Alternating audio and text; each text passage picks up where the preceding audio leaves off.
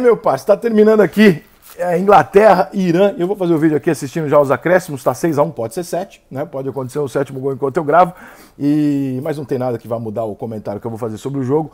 A seleção do Irã é absolutamente ineficaz, fraquíssima, não tem a menor condição de disputar uma Copa do Mundo contra times desse nível. Mas aqui, diferente do jogo do Equador e Catar, onde você tem um Catar que joga muito mal e te assusta pelo quanto ele joga mal, mas você também tem no Equador um time que você olha e fala, puta, mas é só isso? Mesmo contra um time ruim?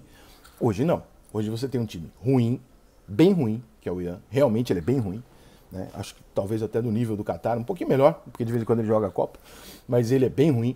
E você tem uma seleção inglesa que mostra virtudes, né? A Inglaterra tem chegado nas últimas competições, está beliscando, ele ainda não tem um resultado, né, efetivo do título e tal, mas ela tem chegado, ela tem crescido. Finalmente, depois de décadas onde a Inglaterra importou o futebol com dinheiro porque ela não sabia jogar, ela entendeu que ela poderia aprender com essas pessoas. Porque qual foi a grande cagada histórica, né, das últimas décadas do futebol inglês?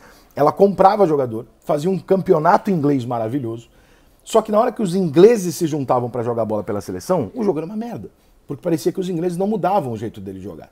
Então eles foram evoluindo, ano a ano, parou o cruzamento, parou a ideia de ter um pirulão na área e mais nada, né? Começou a se dar um pouco mais de drible, velocidade, um pouco de bola no chão, e as coisas foram evoluindo, evoluindo. Até que hoje você assiste uma Inglaterra jogar um futebol que é um futebol bem jogado, é um futebol no chão, com alternativas por baixo, por cima, fora da área, de dentro, cruzamento, tem de tudo. A Inglaterra não se limita mais a um tipo de jogo. Então, finalmente, a Inglaterra não só contratou o futebol, como ela absorveu os ensinamentos de quem sabe jogar futebol, e hoje ela tem uma grande seleção que joga um grande futebol. Ela não bateu o Irã apenas por ser o Irã, ela bateu porque ela tem uma diversidade de jogadas muito forte, ela entra por todos os lados, por todos os setores, e os números do jogo, embora eles não sejam determinantes, porque a gente está falando de uma seleção adversária fraca, são números bem expressivos para explicar o que eu estou dizendo. Primeiro, a efetividade da seleção da Inglaterra.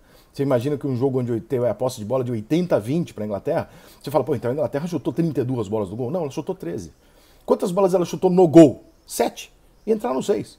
Tem aí uma dose de incompetência da defesa do Irã, do goleiro? Claro, sem dúvida, porque você chuta 7 e entram 6, tem alguma coisa. Ou você chuta muito bem, ou tem alguma. A Inglaterra é muito efetiva, ela cria oportunidades claras.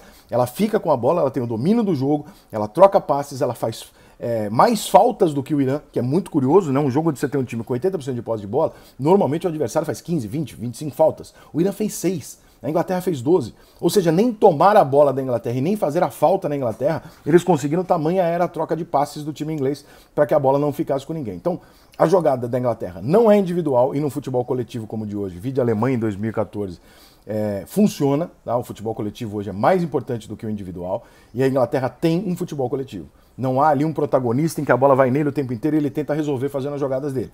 É coletivo, todo mundo funciona um pouquinho e quando termina o jogo você nem sabe dizer qual foi o jogador mais útil do jogo. Você sabe dizer quem fez mais gols, quem foi o destaque, tá? Mas assim, qual foi o jogador mais importante? Você não sabe dizer, porque todo mundo participou das jogadas. Então a Inglaterra entendeu o futebol do jeito que ele é jogado hoje e sim, se credencia não por esse jogo, mas pela forma que ele se preparou, pela maneira que ele se apresenta e também por essa estreia onde ela mostra que tudo aquilo que a gente esperava dela é verdade, é isso mesmo, né? A Inglaterra realmente se preparou para chegar, é sim uma das candidatas a ganhar essa Copa do Mundo. Finalmente o futebol inglês deixa de ser só um campeonato regional e vai para uma seleção com boas condições de chegar numa Copa do Mundo. Isso demorou demais para acontecer, já era para ter acontecido. A Inglaterra já tem futebol, dinheiro e um campeonato suficiente para ser protagonista em Copa do Mundo há pelo menos 15 anos e agora, finalmente, parece que ela realmente chega com alguma possibilidade. E repito, não estou falando isso por causa da goleada, tá? Estou falando isso pelo todo, mas também porque quando você coloca uma seleção forte para estrear, para começar contra uma seleção fraca, se ela ganhar não vale nada. Se ela empatar ou perder, um vexame. O que você espera dela?